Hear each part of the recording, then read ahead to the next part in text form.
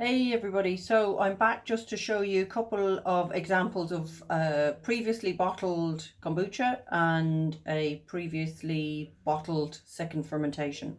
And I forgot to say actually earlier on that today is the 1st of May, so might be a bit late now to be going out and to get some dew and rubbing it on your face, but apparently it's great elixir. So, and as well as that, so I'm going to just use this trusty tray, so just in case anything decides to blow on me. And yeah, just to say as well, so that's my SCOBY in a cup of the previous kombucha, okay? And I just wanted to show you, because just while I was doing this earlier on, you can see that this was in two different size containers, because that's one of the SCOBY. So that's from the bigger container that I just made the tea in recently.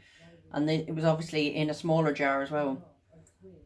So it always takes over the shape. The SCOBY grows to the shape of whatever it's in. So say if this is a square one, usually what I do is I take them out when I decant it and I'm going to make a fresh batch. What I do is I take it out and I keep it in just a plastic lunchbox until I'm ready to use it, and I just chuck the cloth over it, make up my fresh batch of tea, and then when that's cooled down I put this back in.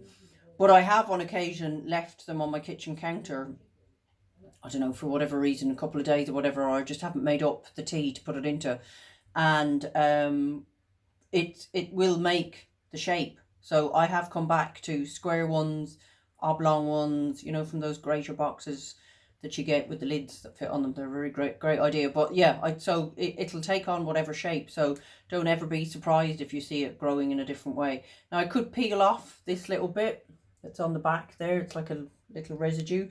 I mean, even if you use tea bags, sometimes there's a wee bit of them can come out, and sometimes the tea bag can split. So there, as I said at the start, you can make it in a couple of different ways. You can make it in a pot and then strain your tea bags out and put it into whatever jar you're going to add your SCOBY to. You can do it that way. I just tend to do it in the jar like I showed you. I've had one or two tea bags that have split over time. If I can, I just fish them out, or I'm just aware of it, and then when I'm coming to straining it later on, I'm just a bit more mindful. So what I'm going to do is, these are 2 bottles of kombucha that I bottled last week, okay? This is obviously a darker bottle. My son got ginger beer as a gift from a friend. And this actually is a lovely reminder of when I took my trip to Iceland. So what I'm going to do is I'm going to put this up close, so hopefully you'll be able to hear the tss. Oh, that one didn't too much. I think I opened that one actually. She says, no strength, no ready back. There, did you hear it? Oh yes, it's coming up the bottle. I can just see it now. Whoa! There you go. See? Always safe, be aware. So that's why I find, see, you can just stop it with the screw top. Whereas if that was the other bottles, you can't. Now I have the tray underneath, but I knew damn well. Now, as I said, I usually bottle them in the wider ones when I add fruit. So didn't neither of these have any fruit in it. He doesn't want to stop either. So these aren't second fermentation. They're just opened.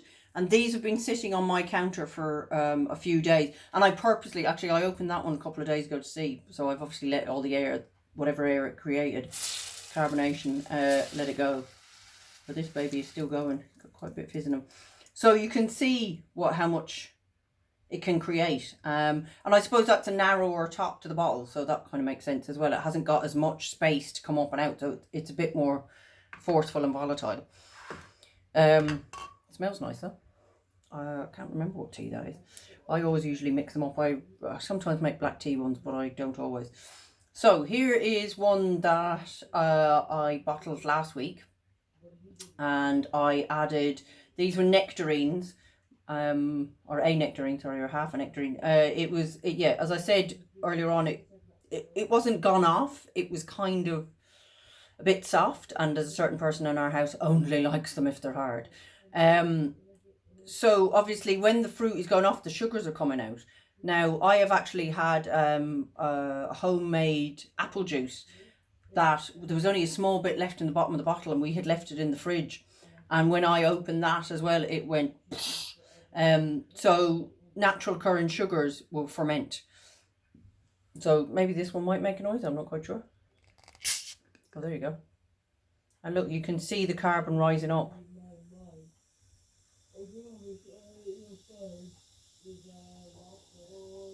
So that's just a natural occurring. And obviously it does slow down. And there's one bit of fruit in the back here that's really given off. Oh, he won't turn his camera shy. Can't get it to turn around. So yeah, I'm going to try a little bit of that. So some people, when it reaches that phase, you could strain it and take all of the fruit out and then rebottle it. And so it's clear. But it doesn't bother me if the pieces of fruit are in it. And sometimes I would eat them. It depends on what the fruit is. I'm not a massive fan of nectarines. Not a massive fan of stone fruit at all, actually. But there's one person in our house who rather is. So, as I said, it's got a little bit of fizz in it. Oh, that's nice. There's a little sharpness to it, but it's a sweet first and then a little sharp underbite, undertaste. That's good. I think that's a lemon. I'm a devil for not labelling stuff, but I kind of have an idea because I'm the only one who makes the kombucha in our house. Lemon vitality tea that I got. Very nice. So I hope that it shows you a little bit of what you can do beyond just the first brew. You can bottle them like this. Now, I didn't put them in the fridge, but you can put them in the fridge. It'll slow it down a little bit. You still will get some of that little fizz and a little, and it's quite really nice actually. But yeah, so it's endless once you begin to get a handle on the sweet spot in your house for making kombucha. It's kind of, it opens up a whole new world of what you can do with it beyond that. And I am going to do another day with, so just, sorry, I just screwed the lid back on that again, nice and tight. So that'll start to create another bit of fizz. I am going to do another day on what you do when your kombucha has actually gone too far. So you will create kombucha vinegar. And there are oodles of things you can do with that. So I'll share that with you one day next week.